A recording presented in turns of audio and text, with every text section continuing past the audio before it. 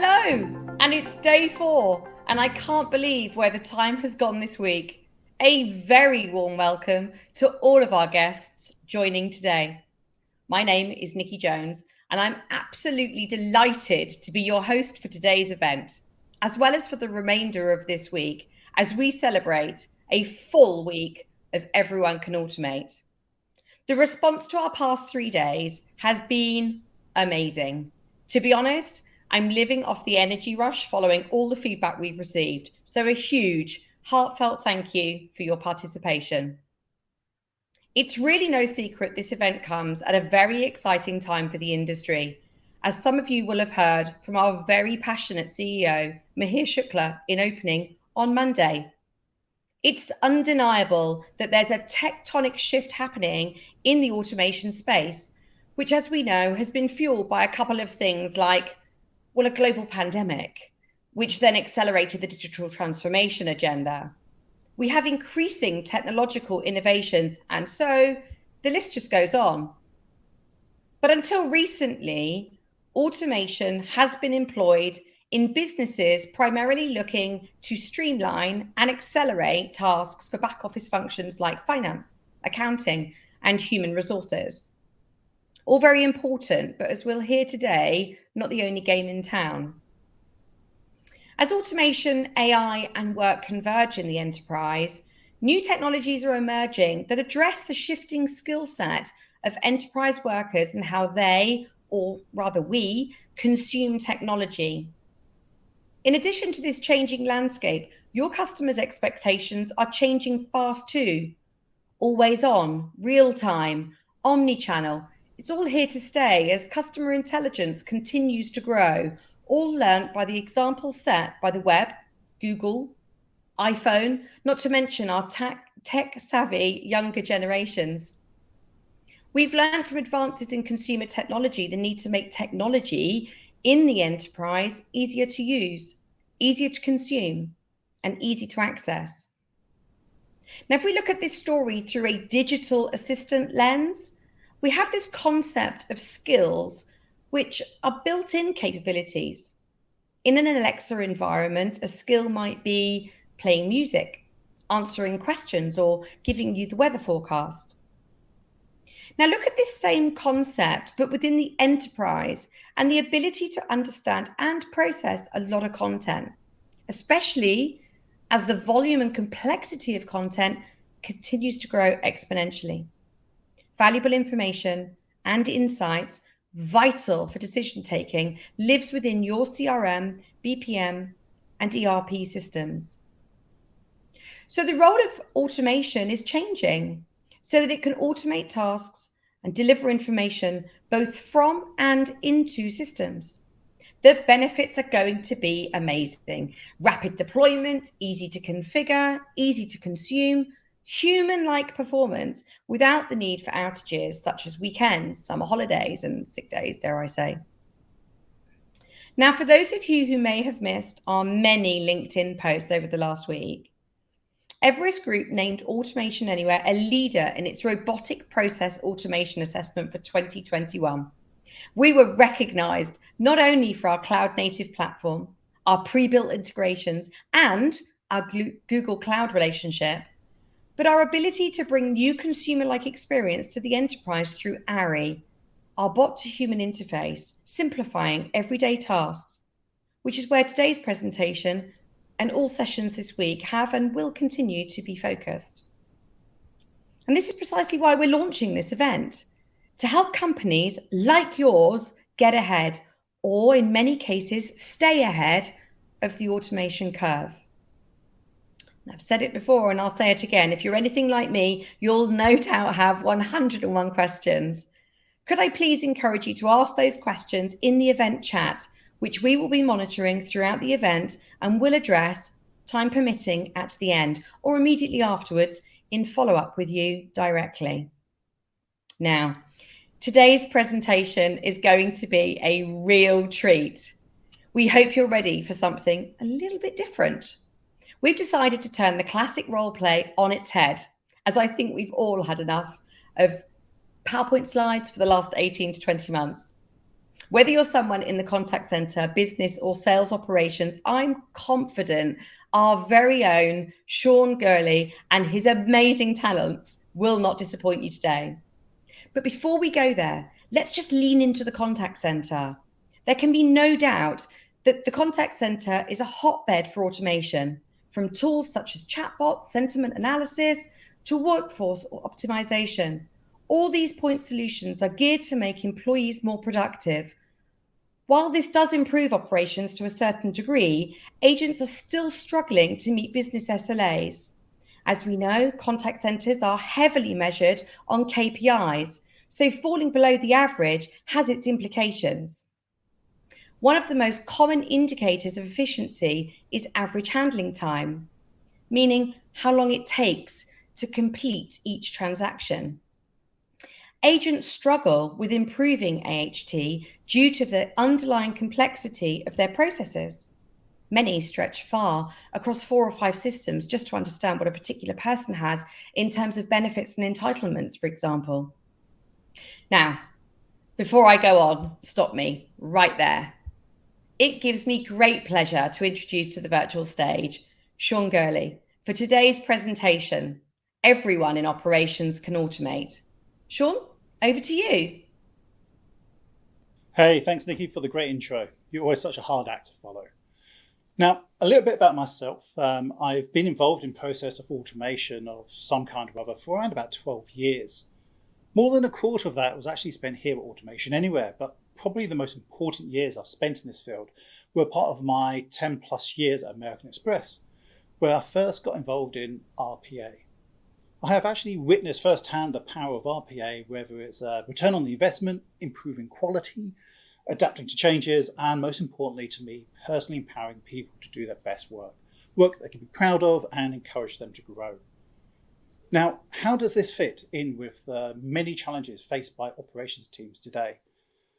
I'm not going to just focus on a single ops team or function here, but rather recognise the shared concerns that I am sure all of you are all too familiar with as op leaders. I won't bore you with the now all too familiar play of RPA. I'm sure many of you are all too well versed in the benefits of running bots behind the scenes, performing repetitive tasks with easy to define business logics. It works, it's great, and it ends up with some real huge savings, not just in budget, but also quality too. But what about the mountain of works we somehow still face today? The tasks that require critical thinking, making informed decisions based on our experiences and context of external factors. Simply put, business rules cannot predict or neatly summarize. So to add the end-to-end collaboration with other teams who are we are reliant on for their input, and the business units who are dependent on our own performance and output, the decisions and actions, or indeed bottlenecks impacting our ability to meet these targets, impacts not only ourselves but also our peers around us. This is also going to have a knock-on effect to our customers and stakeholders. So how do we improve the quality, reduce the time and effort required to complete our tasks, and whilst at the same time allowing our people to shine? Just so you know, I'm basing the following narrative off of my own personal experiences across all the different workplaces I've had the chance to work at. Though this is not based on any one particular instance. I am hoping that the different parts of this may actually sound pretty familiar to you though. So here we go.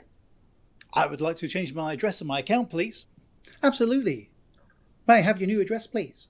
Yeah, sure. It's 29 Acacia Road, Beanotown, SA 61 2XQ. Just give me a few minutes and I'll find all your accounts and update your details. Is this going to take long? I've already been on hold for a pretty while. Thank you for bearing with me. I do need to check a few systems, so it's going to take a couple of minutes. So, 2 minutes have now passed, and after a couple of failed login attempts, Adam has finally logged into all the systems he needed to check. Are we done yet? I don't have much time left for this. I'm sorry about this. The systems are being a little bit slow today. It won't be much longer. The systems aren't any slower than normal. Okay, I'm done. I've found all your linked accounts and I will now submit some cases on your behalf to have your addresses updated for you. This should only take 8 to 10 business days. Pardon? After all that, It's going to take 2 weeks. Look, I really have to get going now. Just make sure this happens as soon as you can. Right, bye. Thank you again, Mr. Hello, sir? Right, you hang up. I better get this case updated before the next customer comes through. Hi, you're through to Adam. Thank you for calling. Now, what's happened here is, whilst Adam was in a panic trying to search the several different systems for linked accounts, he ended up mistyping one of the account numbers. And with the customer ending the call so abruptly, Adam didn't have a chance to basically place himself in an after call work state. So the next customer had already come onto the line and Adam did not have time to basically review his notes. So he just hit send. Now, what do we have here? This doesn't look right. These two accounts don't even belong to the same person. This one has a fraud warning to boot. I best boot this over to the account security team. Now, what do we have here? They have an old fraud warning on one of these accounts, but looks like they're trying to change the address on this other account, which is clearly not theirs. I best block these accounts right now. Hi, I tried to log into my account, but everything seems to be locked out, and I just get this message telling me to contact this number. What's going on? What's happened to my account? Is everything okay? Well, we have seen some suspicious activity on your account, I'm afraid, sir. Did you attempt to change the address on your account or anyone else recently? Yeah, what? I updated my account a couple of weeks ago. Yeah, sure. Why? What's going on? That's fine. That's all I needed. Let me put you through to our support team so that they can process your address change for you once again. I'm transferring you now. Hi, you're through to Adam. Thank you for calling. Wait, what? What do you mean? Are you trying to tell me my address wasn't updated? What happened? Hold on. Call volumes and wait times are growing and now impacting our original forecasting. What's happening in these calls? I have no idea right now, but what I'll do is I'll look through the case track in my teams. I'll also bring it up with each of my teams in our one-to-ones. I need to discuss anyway why we're not hitting our minimum targets. I really need that data as soon as possible. I need to update the forecast as the teams are starting to request leave before the annual holiday season. Without any update to the forecasting, the system was just going to approve too many people's time off when we really need the extra capacity. Now, where's that mail shot campaign list I prepared last month? Now, perhaps I should have asked the marketing team for a little bit of cash so I can actually do a proper demo or at least hire some real actors. But I hope it helped you visualize just how some basic struggles that we all are having to face today. You can see here that not only was our promise to deliver not met, but we ended up frustrating the customer, and we've even added some extra work for our peers. So this is just going to add further compounding volumes of work to ourselves, the other teams, and pressures all of us involved. It's not a place to grow or succeed. We're simply spending too much time trying to manage or keep our heads above water. Now, if we can somehow sync all these teams together, allow everyone to be able to see the journey taken and what the objective actually is, to be able to work in real time with our peers and our bots at the same time, to digitally enable our people to deliver their best work seamlessly with little to no training. Just allow our team to do what they were hired to do.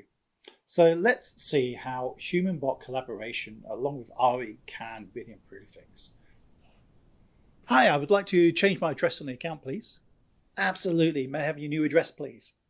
Yeah, sure. It's 29 Acacia Road, Beano Town, SA 61 2XQ.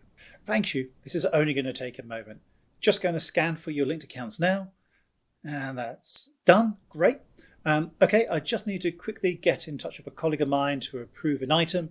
It will only take a second or two. Please bear with me. Hey, no worries. I have plenty of time. I got straight through.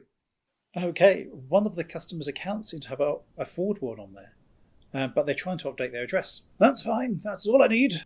Okay, great. Okay, all approved, and your address will be updated by tomorrow. Thank you for your patience. Is there anything else I can help you with today? Great, thanks. That's everything. Bye. Okay, thanks again, and have a wonderful day. Okay, just going to let the bot pull all the info from all the systems. And all looks good. Great. just run this task here and we'll update all the accounts and confirmation. Great, done. Right, give me a second. Let me just check ARI for the data. Okay, I can see that there was a spike in address changes, but the average time to resolution is way down and well within our new SLAs. The NPS scores are way up, first contact resolution is also up, and the total number of calls are actually down. So I hope it'd be okay if I get some time off, if I give them some time off the phone so that my team can actually get trained up on upselling techniques. I think we could really add some extra value here. Now let me rerun that forecast estimate, and based on that new data, yeah, that looks good. That looks good. It looks like we have some spare capacity, so let me get your team booked off the phones for that training. Okay, great. Got some updated contact info. Let's get this into the system before we send the file over to the printers. We don't want them missing out on this VIP discount. So there we go. We took a process that, even if it went well, would take about 2 weeks. And we ended up cutting it down to a matter of hours with the same people you have today. There was more time to focus on quality. They spend less time on correcting errors and just generally improving the relationship with our customer, all by inviting bots to work alongside us. We let the bots perform the actions that they do best, and that leaves us to do what we do best and enjoy it even more. Now, let's take a look at a short video of ARI in action. This is a completely different process, by the way, but it still represents how people can work together in real time, making informed decisions thanks to the data gathered by our bots. Now, in this different example, we're going to be following along as an agent is working with a customer who has requested a line of credit increase. So we're just going to follow as the agent logs into their CRM system. And this particular bot at this point is actually going to be running some local desktop automation, what we call ARI for desktop. So what's happened here is that as the agent logged in, a trigger was activated and the bot ran automatically based on the application running, and the user that's logged in is asking if they want to use the tool. And once they do log in, you can see here that we've got this custom built form that's part of the process. And we have all these options at the top here which actually help define what flow the agent wants to follow. In this case, credit limit one. And you can see here a new form is built specifically for this particular flow. So as they go through, you can see here at the very top window, we've got basically directions as you go in the description what to do next. And as they're completing these actions, you can see the instructions keep growing as well. You can see that at the same time in the background, the bot is actually processing that data, retrieving it and bringing it back into the form as well without the agent having to do anything here other than just follow the instructions. This ensures that we always follow the correct procedures and also make sure that actually new agents can pick up other new tasks in real time without having to take lengthy training to be able to help deal with any sort of high bandwidth periods. So here we can see here that the agent's going to now fill in the blank details. You can see the required data here, and they're going to fill it in. And what the bot's going to do now is run in the background, as the human being can do actually other tasks at the same time. But the bot's running in the background, going to Experian, pulling out the different requirement for the credit check, and the human's able to work in real time alongside the bot on the same device. The bot's now finished. It was able to process the credit check, and it's going to feed all that data directly into the form. And we can see here actually we get this little warning at the bottom here. So if you hover over that, you can see here that actually approval is required. So we actually get this feedback to the end user. So quite a few different actions have now been populated at the top. The agent can scroll back and through them as needed, read what the next steps that need to be done, and make a judgment if they need to continue going forward, but based on the reaction of the customer. So the customer still wants to proceed, and we've got all the steps here, which is a great way to keep a history of what's been done so far automatically. But also we actually have the ability as well as the agent to override these case notes and enter a more personalized message designed for this particular encounter. So we're just going to give it a moment for the agent to fill in the details.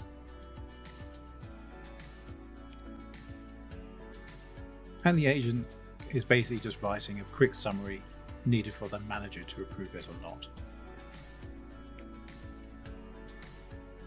So they're going to click on the send to manager and submit. And what's going to happen here is automatically in the background, the bot's going to send a case over to the manager, but it's also going to send a quick email to the customer as well. So the customer's going to receive an email with a tracking reference, all the details they need. Here we go here, should have now arrived. And at the same time, what it's going to do is it's going to send an email over to the manager. So we'll be able to see that using the corporate email of the company. There we go. And the manager's going to see something like this. So we're now going to assume the role of the agent's manager. So they've received this email with the details in there, and you can see there we've got this little RE web portal link. So we're now going to start using RE for web. So this is our multi-user, multi-bot sort of process flow interface that simply is all done for automation anywhere. The manager logs in, and they get to see all the cases open for them and their team. So they can filter there, search by only the open ones. And we can see there's that credit limit increase one. So the manager can now open up that particular item. And you can see here that it even comes through with all the data that's pertinent to this particular request. And we can see the next action in the line is to review the customer's details and assign that to a member of the team. Now that member of the team, we're going to assume Bruce's role here. Bruce can actually look over that data, use their expertise, and decide to either reject it or approve it. In this case, they didn't meet the criteria, and Bruce has rejected it. Now, the Bruce is not going to have to do much more else now. The bot will actually initiate the task to run on a separate device at this point here. You can see it on the virtual machine, and it's going to complete all the actions needed. And we come back here, we can see that the whole history is now complete and the whole task is now successful, and the request is now closed. So the manager could still log in and just validate that themselves as well. But in this case, what's going to happen is a quick email is now going to go to the customer. So they've got real time in moments, the human decision, which could have taken days normally. Obviously, for the customer's perspective, I wish they probably hoped for a better outcome from their perspective. But of course, this is making sure that the lender is meeting their obligations as a responsible lender. Didn't I tell you you were in for a treat? Sean, thank you. Thank you for that creative. Thank you for that thoroughly inspirational presentation. My chat, just for everyone's reference, is absolutely on fire. Loving the creativity, loving the unique nature. Some divided opinion, who can relate to Adam or who can relate to David, the customer? Did he really want to make that 2-week wait? But it was just so lovely the way that you got us all involved and kind of on that journey with you. So I almost can't wait to get to the Q&A, as I can see the questions as well are pouring in. But before we do, let me steal a moment to share with you a special offer. Friends of Everyone Can Automate, if you would like to start your journey with ARI now, as I'm sure Adam would love you to, we are sharing with you a discount code entitling you to 50% discount on your ARI licenses. Now, as you would expect, terms do apply, so please flag your interest by dropping us a note to everyone@automationanywhere.com, and we'll send you the information about the offer and how you can get started. Our team were genuinely overwhelmed by the response to this yesterday and the days prior. I think the first request started coming in for details in less than 30 seconds after we finished broadcasting. So that email address for you, just one more time, is everyone@automationanywhere.com. Right. Let's dive into the Q&A. I don't know how to address you. Do I call you Dave? Do I call you Adam? Or do we stick with Sean? I might go with Peyton now, actually. I'm kind of attached to that name now. But no, thank you so much, Nikki. It was, I have to say, just rather run-of-the-mill for me, that type of presentation. Takes me back to the days I was in the AAU doing training.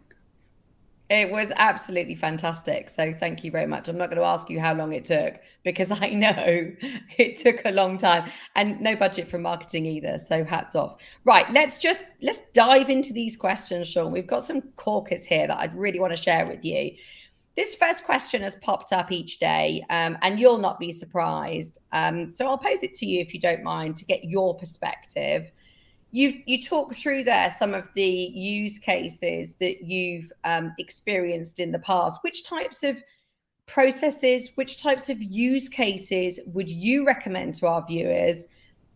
Given our capability now with ARI, what are your thoughts around, the digital assistant capability?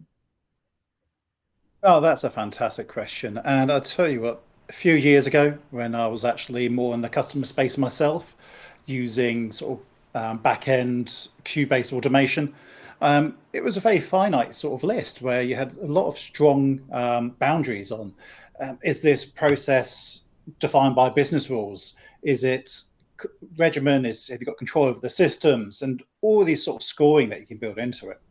And then you look at the return on investment or whatever the business case is afterwards half the time.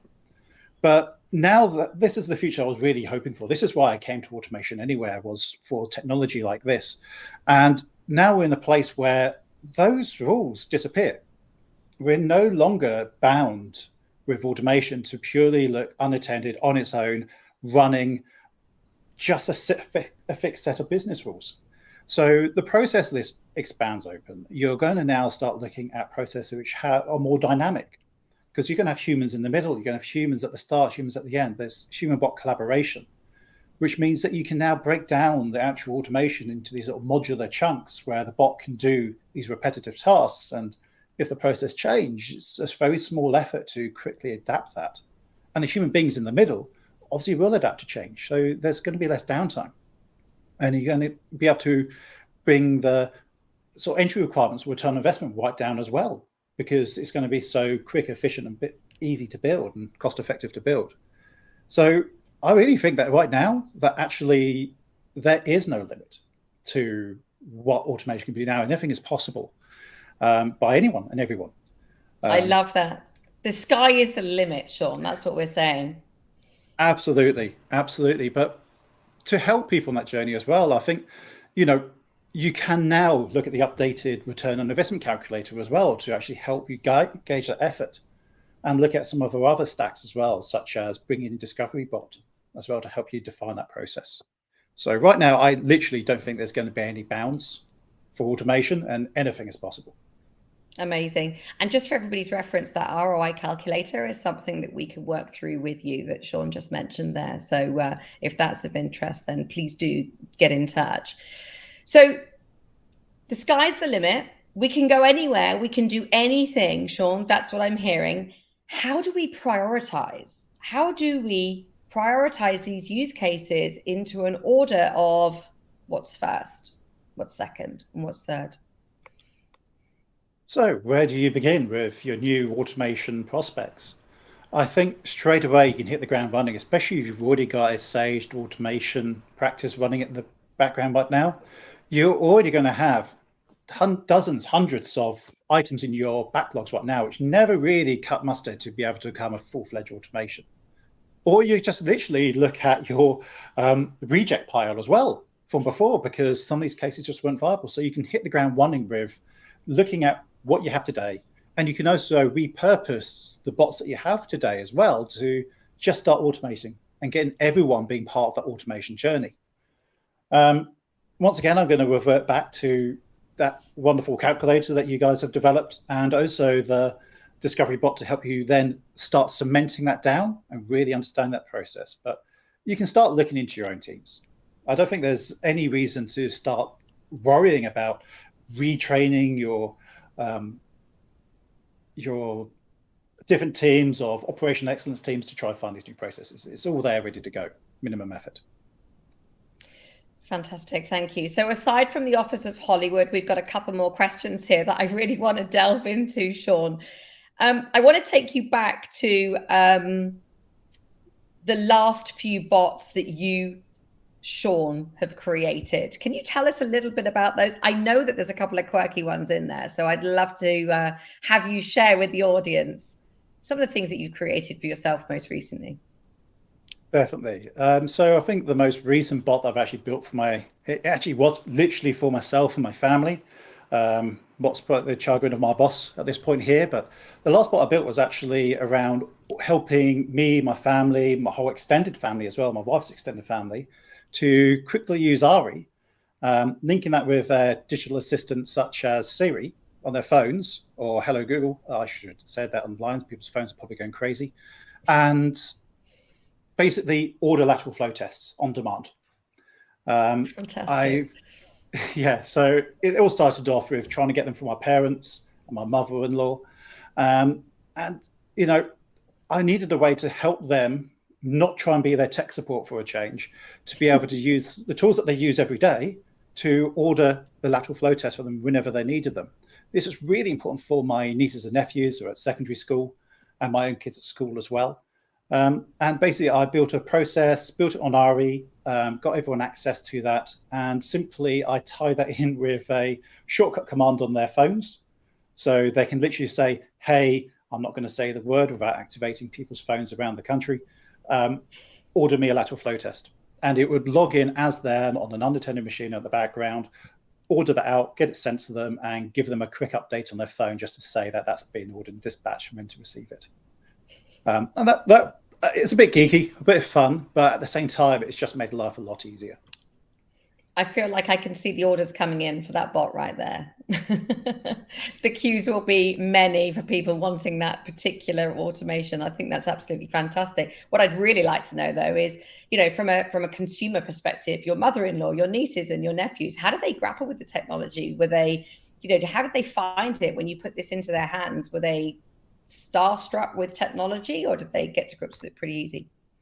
Well, this is the thing. So at first, when I sort of coined the option, and obviously there was hesitance. There was the unknown. There was this big fear of that you're going to build this robot to do this, and they didn't understand how they would interact with it. And by the time I built it, and then as I said, showed it to them, it was a case of going that the first time you come in, just log into this portal here. Here's a login, and securely put in your NHS credentials for saving the password of the credential vault. But I made that really easy for them. I put this little thing where it just pops up as soon as they're logged in. They filled in the details. You securely logged that into the credential vault. And then I said, look, all you need to do now is literally activate your phone's digital assistant. I had to send them the little shortcut on how to do that. And they just literally asked their phone. And that was it. I was like, how you guys are just using Siri to set a timer for the pasta or something like that. Just use the same technology. So they found it really easy and really intuitive. There was nothing for them to learn at all, but they were getting to control a series of robots in the background and getting feedback for them too. Which is amazing when you think about it. These people are not from the world of IT. They can use, they can consume this automation capability that you've gifted to them to make their lives easier. So how does that translate into the workplace? Do you see similar adoption, Sean? Absolutely. There's so many things that we all do today, which requires to log into like multiple systems and be able to react to the world around us. And a lot of that frustration could be taken out and let us focus on achieving the goals that we're actually hired to achieve. Focus on the things that gives us job satisfaction. But also, I think what's probably more important is allowing businesses to become much more reactive with the people and the expertise they have. They don't need to retrain people. With ARI, you get to define a process end to end, have the humans where they have their involvements in that, and you can scale it out to people who've never even done that job before. But because of the prompts that are built into the tool, they don't need to worry about how accessing a new application. They don't need to worry about sorting out their credentials. That could all be done on a back-end credential manager. They don't even need to even physically interact with those core new systems themselves. They follow the prompts and they deal with the human aspect with the people they're servicing or the people they have to work with, or just taking the years of experience and looking at external factors and context to give a valid decision on that process. So there's next to no training need just to be reactive to changes in the market, increase workloads, moving one person from one team to another. You don't have to go through 2 to 6 weeks of training for them. So I think that's a huge, huge power in that, and allows businesses to be more responsive. And more importantly, something that I always love is allowing people to acquire new skills, learn new parts of the business without that steep learning curve of having to learn all these new systems and architectures. And access rights that they're going to need as well. It's just allow people to be more human. Makes onboarding a whole lot easier as well. I was reading a report the other day that said, I think it was a PNC report that they did a recent study which shared that about 35% of agent time is wasted navigating across tools and the organization. That's a staggering amount of time that is just spent in the corridors, essentially being non-productive. That's certainly not from the perspective of the people doing it. They're working their socks off at that time under high pressure to interact with those systems. When they're getting pressure from the different business leaders all the time to speed up, be more efficient, but yet they're dealing with inefficient systems as well, which is causing them stress and making them do bad practice and getting them to be distracted where they should be focusing on the key critical decision making. So yeah, totally. It's I've known that firsthand myself, and I think that can be a bit of a conservative estimate as well at times. Indeed. We don't want to be David, the customer waiting for 2 weeks. And I know that we've all been there with various different organizations, both in our personal and our professional lives. Another question, they've got so many coming in.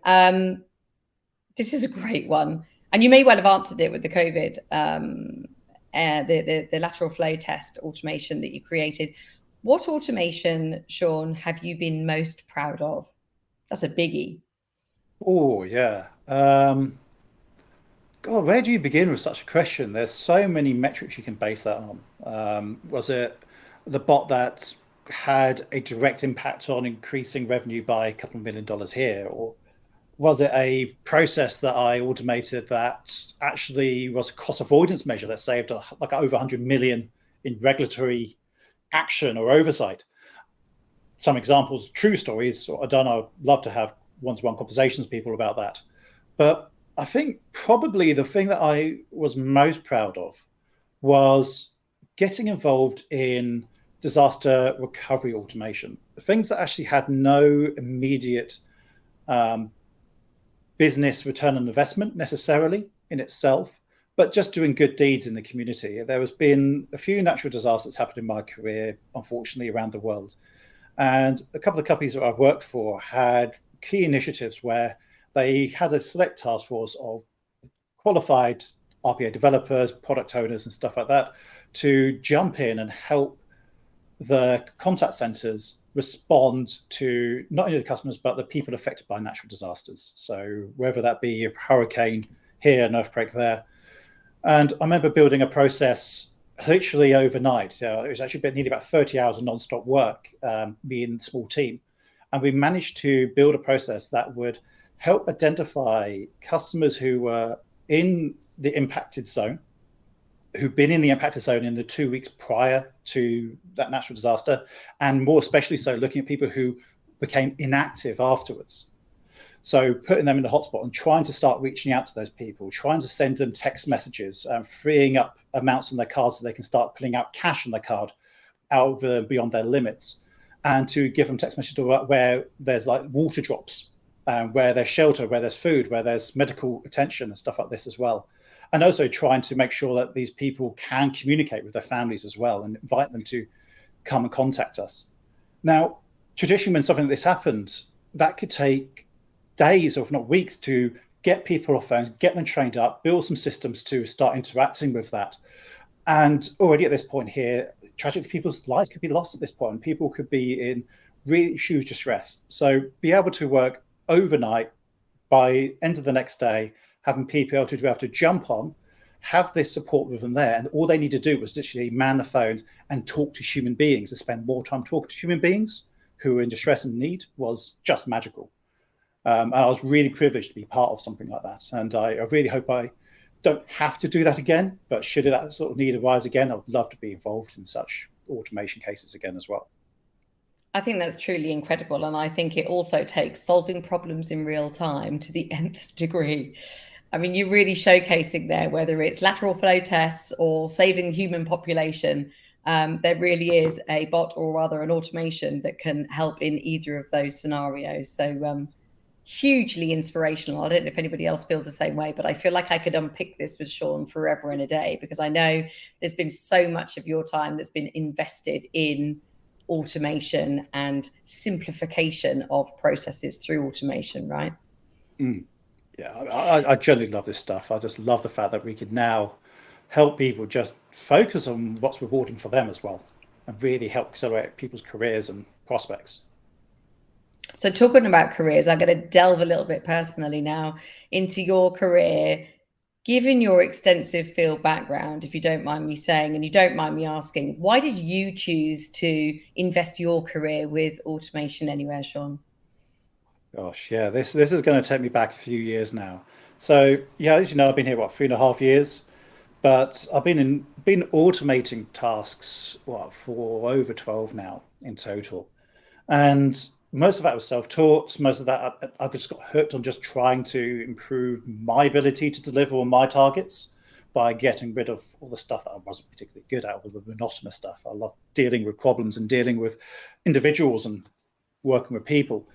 Um, but and I was really excited to start getting into RPA when I was offered the chance. But I started to become really frustrated of this very linear, sort of very narrow vision of what a process that needs to be automated can be. There was a lot in the way of I had more criteria to cut a proposed process out of automation than I did to keep it in there and invest in that task. And the backlog was just huge. And there were so many items in there which it came close, but not quite. And it always stayed in there. And years later, never got a chance to deliver upon it and just frustrate their business customers. I started exploring various different tools on the market at the time.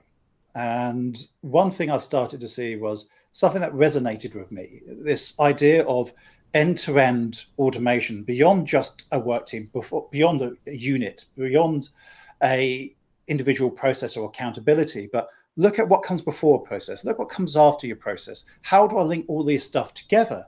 These disparate systems, disparate people, different goals and agendas and targets, and the inefficiencies that come from that. And I came from some pretty large organizations where obviously there's a load of efficiency there, but at the same time, there's a lot of silos. And I always found that automation should be there to enable people to deliver their best work. And when I started seeing what Automation Anywhere was achieving, even nearly 4 years ago when I started looking into it, I was really amazed at the focus on transactional automation and bringing in AI elements into their automation, looking at the forward and trying to make it more human and more real and more tangible. And I have to say, I'm really glad that I came for an interview here and got the job, because it really paid off in just loads here. This RE is exactly what I wanted from automation beforehand. It is what I feel it's always been the future, and always been that having a digitally enabled workforce is the future. It shouldn't be there to hinder us. It should just feel intuitive. It should feel natural, in the same way that as human beings, we interact with technology all day long in our lives. It's intuitive, it's easy. You don't need training to Google something. You don't need training to use your phone, but yet these are supercomputers decades ago.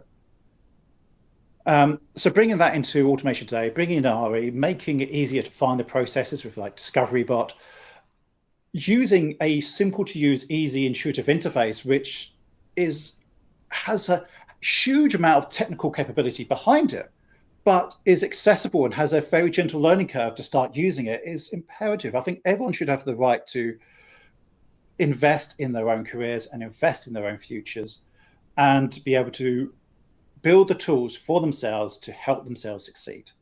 And I think Automation Anywhere is uniquely positioned to offer such technology that's so accessible, but yet offer the power user and the more involved and experienced RPA developers the powerful tools behind the scenes as well, to really shape reusable, scalable elements of automation that fit in with how business actually run, how people work. That was a very long-winded answer. It was just, I don't even know how to follow it. I'm not going to lie. Your energy, your enthusiasm for this, Sean, is just boundless. Like literally when we go off live, my question to you is going to be, what's next? What are you going to automate next? Because whatever it is, I want it. Ladies and gentlemen, sadly, we're out of time. I want to say a huge thank you for being with us here today. I genuinely hope you enjoyed, I was going to say our creative content. I hope Sean's inspired you with his creative content. Please don't forget we're back here tomorrow with Theo Licky, who will share with you how everyone in finance can automate. Once again, another eye-opener. Please tune in and bring those finance colleagues with you. Take care and thank you.